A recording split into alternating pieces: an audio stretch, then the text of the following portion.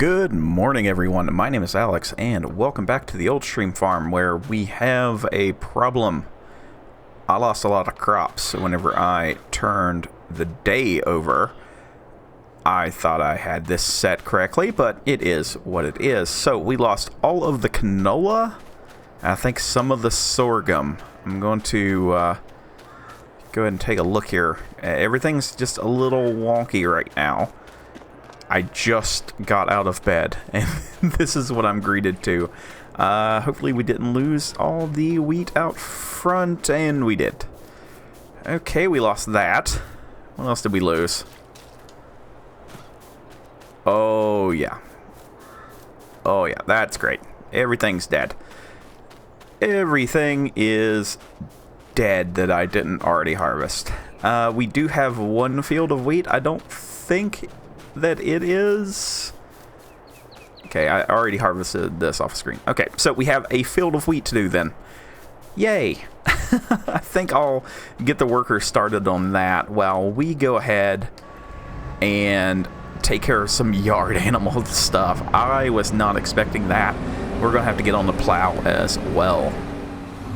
So we got the combine going. Now we need to hopefully, what I'm really hoping that this works, is I need to give the cows some straw so they have a way to make poop, because I want some solid manure to put down for the winter time. And I'm hoping that I can use the Keenan here for that. Now, I'm not 100% sure that that's how that's going to work, but hopefully it is. I'm not sure why you're not turning into a bale. Okay, it is slowly turning in. Okay, good. We are learning. We are learning all of the things today. Now, these are pretty good-sized bales. They're not huge, but they're a decent chunk. So I'm really hoping that this will do what I want it to do. I've done this in like every other series to just use the feed mixer to make blown straw, but I've not tested it here, and I think it goes in this door? Yes, okay, we drive it through here. Now, I think the reason that this thing is filling slowly is this is the more realistic version. You're not supposed to just toss bales into it. Ah, yes, we can start overloading straw. And it is going up and down all at the same time, which I'm actually okay with. Yeah, and we are getting straw texture. So now, instead of making 1,000,000 liters that I have to deal with, because I don't have a very big Bowser. Yeah, we're at 12,500 liters of slurry already, and this will hopefully make some manure. I'm not exactly sure where that gets piled. Oh, it gets piled right here. Good. Yay. Things are going well for once. Now with that done, we can actually get to the hard part of the day. We're going to have to start plowing in some fields, and that's either going to be amazing or absolutely horrible. I haven't really decided yet. So let's get hooked up to the plow. I think what I want to do is I would like to turn that field into grass, and this one over here as well is what I am really wanting to do. I think that for this little mini series, having a lot of grass is going to be key, and I think doing a little bit of silage in this would be fun too. That's why we have the grass picker-upper thing, forage wagon, instead of anything else. So let's get over here and let's give this a go. Okay, so from what I know about plowing is you can either turn it in or turn it out. And the only reason I'm going to even cut a headland is for the worker. As you guys know, I'm using this series to learn on and do a few other things with. So hopefully you guys have noticed and like some of the time lapses and cuts and edits and stuff that we're doing. All that goes to something else. I'm really trying to learn a few other things, so if you could give the video a like, that would let me know that you guys appreciate that as well. So I think the way I want to do this is at a 45, and we're going to go in cab here, and I'm going to aim. There's a tree out there. It's directly in the center of the screen. If you look at the hood ornament and go directly out from it, it's kind of sticking up above the power lines. I'm going to shoot for that, and hopefully I don't make a Jeremy Clarkson kind of mess, which this is probably going to turn into. I'm not doing too awful bad. I mean, it's a little off of where I want to be for 45. Basically, the worker is going to follow the furrows whenever we start, so I'm a little bit off. But I did keep my tree there, so I'm okay with that. It wasn't a perfect, but I couldn't see the other side, so give me that at least. I did my best. Okay, it definitely has a big twist in it. I did watch a couple of plowing videos by our Lord and Savior George Saunders over in the UK. He runs a Ford TW35 and a JCB Fast Track. And watching his videos has really kind of helped me understand how farming on the other side of the pond works. You know, I would watch some German guys if I understood German. I am not one to shy too far away from English. I can kind of understand. Let's face it, if I had to watch like people from, you know, Ireland, I kind of get lost sometimes. Just, you know, the accent. It's nothing against them. It's just I can't understand a lot of things, and that's okay. Let's see what the worker does here. I kind of want to know if he's going to work or if he's going to freak out. Let's let him do a pass here. I'm worried about all these rocks as well. Gonna have to do something about them, and we don't have a lot of money to play with on that front. I was not... Yeah, you're gonna mess up because I did the thing. Okay, in the interest of science, here's what we're gonna do. So, for those that don't know how to use this function, we're going into here. And I know this seems bad, but I'm really trying to learn this stuff. So we're going to set our field fruit, and that was canola, wherever it is. And we're going to do withered, no fertilizer, no lime, no herbicide, none of this stuff. Weeds, large. And if we hit confirm, our field state should be right back. So I should be able to go to a corner here, and we're just going to back straight on up.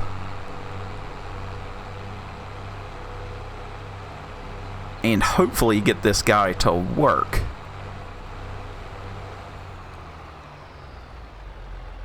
I know that seems really counterintuitive, but I just need this to do me a solid. So it does look like it's going to work now. So at least that happened. Oh man, who else do you know that would re-wither their field and you know, turn it all back in and all that fun stuff just for learning's sake? But hey, now you guys know how to do it too. If you have easy development controls installed, that is a tool that you can use, and then you get this kind of look. I know that it seems like I set this field like this, but no, I did not. I just know what the field states are. On the outside, looking in, I really wasn't sure what I was getting. Between the highways, on the sea, waiting for something to get to me. I was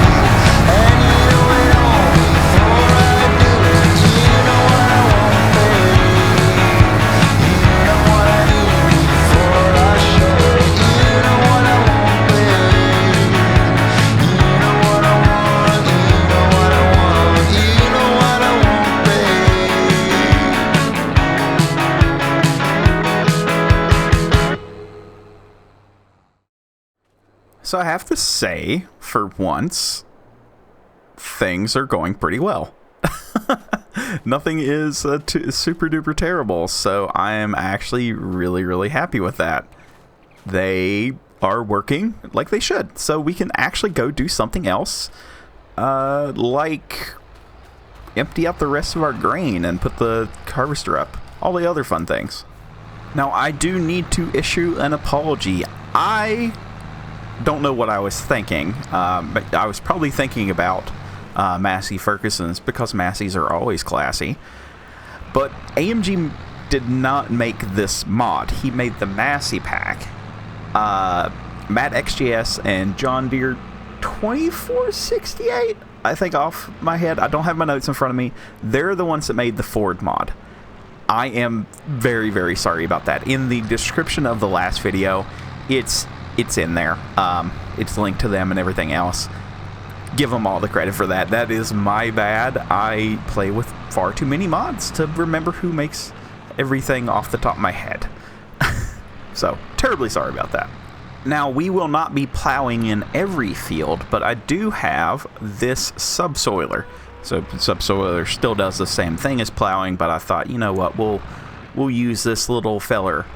And the way that this is designed, we had actually looked at one of these at work for a few different things, is instead of turning over the soil, what this does is it goes in and lifts and does a little bit of turning. It more aerates than anything, from my understanding, because those big wings, yeah, they do turn over a little bit of soil, like whenever you're pulling it, but if you've ever seen one in action, they mainly lift a lot, and that's like where a lot of your, I don't know if I want to call it agitation or not, but that's where a lot of that comes from, is that event that happens. We used a lot of what are called Dietrich tools. If you go to Dietrich and look at some of their winged units, they were a lot smaller than this. I think we could get up to a 14, but everybody normally ran 8s and 12s and 10s. I think they come in 2-inch increments. It's been 2 years now. I'm having a little bit of trouble remembering. But, yeah, and there was like high lift versions and everything else. And they were our not heavy-duty tillage implement, right? Like, you're not going to go rip up a field with it. The main point in those was to lift the soil just enough to where you would have your injector in behind it, and that would put the manure down in behind the tool, and then the ground would, just kind of sit down on top of it again. And that was how that worked, and it worked extremely well. Those things could put down, you could put like, well, depending on what it was, how dry the soil was, soil conditions, all that fun stuff, we were normally putting in, somewhere between 12 and 18,000 gallons per acre in with those tools, and then you could basically walk behind the machine that was doing it. It kept a lot of the smell down, so you weren't, putting all the slurry on top. You were, injecting it at that point, and it kept a lot of the smell down, which was good for around populated areas and stuff. The only downside to those was the speed that we could pull them at. We tried a few behind some tanks. Now, in dragline, normally if you're doing that high rate, you're not going very fast. We really want to spread the toolbar out, right? That we won't have to pull it as fast to hit rates. But behind a tank, like a Noon or Hool or something like that, you're basically stuck at a certain width. I think a Hool could carry 9 tools on 30-inch spacing, so not very wide at all, where we would do 14 tools behind a 4-wheel drive, and that helped pull back the speeds. But yeah, we did a few tests. We had some guys pulling them at like 10 miles an hour. And if the soil was extremely dry or extremely hard, like it was packed in there, mainly after, silage harvest or something like that, is where you'd see this, and it was dark. If you pulled the tool up out of the ground, it would be glowing red hot, and they would go through them things like crazy, just because of the friction. So something to kind of keep in mind of whenever you're pulling a tool across ground, and everybody's like, it's not realistic enough. Nah, I've seen them go fast, and man, can they go fast. So I did want to get this done, but I need to do something before I forget about it. And that is run this little low trailer up to the store. We need to go ahead and get our seeds and stuff for the next episode. That way we can start our plowing. If I don't do that, I'm afraid I will completely forget, and we won't get anything done. I don't want to, run to the store very, very first thing. So let's get this guy up there. I'm squishing every chicken that I own. I'm using the little electric forklift. I thought that was a pretty cool thing. I do like that they are trying to bring awareness that there are different powered, pieces of equipment. Like we've got the Rigatrack and stuff like that. They're electric. And I think that's an important thing to do these days. I mean, there are different forms of locomotion that we can do, and once you can start to centralize certain things, saving the world kind of is a little bit easier, let's just say. Now, I know that that's probably not going to sit well with a lot of you all. Trust me, I'm a car guy. I get it, but at the same time, a lot of our pollution does not come from people. It comes from industries and, big commercial farms and stuff like that. Anytime that we can say, hey, why don't you just not, to them, and, give the normal farmer a little bit easier time, then I think that's a win for everybody, right? What happens, though, is we enact policies that affect the normal person instead of these giant corporations, and then they get to take even more from us, and that's just wonderful, isn't it? There you go. There's my hippie rant of the day. We all know I am the tree hugger farmer sim player. So, I also had a comment that said that this map is based on a French farm. But I could have sworn that there's a sign here that says that you're leaving Grünwald. I thought that was a town in, like, not Germany and not France, like one of the other ones. Maybe I am incorrect and my name placements are absolutely trash. But yeah, I could have sworn that was a thing, but maybe I'm wrong. I don't know. It has certain French feeling things, but other things feel German, and then other things feel like other parts of the world. I don't know, but it is its own deal. What else are we going to need to do? Okay, I have a baler. I have a forage harvester. Buckets. Telehandler. Where is my mower? Where's my tedder? I know I have these things. Huh. That's gonna be something I'm gonna have to figure out. I mean, we'll have enough money.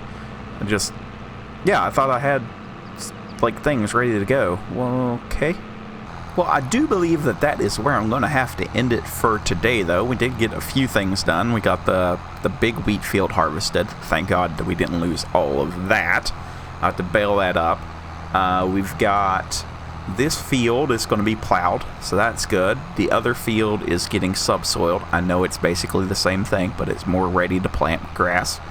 We're going to be putting grass in this field, And I think that top field too. I really do think that that's the correct choice for this map. I want my arable fields to be a little bit bigger, and I'd like to have just a little bit more grass. So yeah, that's why we're going to turn this one in. So it's a pretty quick hop over to the clamps, so we'll be able to do that. We're not doing maize silage on this map, so I need to find out where my mower and tedder went. I don't know if I uninstalled the mods and they're just kind of poof off into non-existence, or if I really did forget to install them or buy them all the way outright, but that's a problem for future me to figure out. But yeah, that's where we're going to stop. Thank you guys so much for watching. If you did enjoy the video and you'd like to stick around, think about subscribing or leaving a like, and we'll see you in the next one. Bye for now.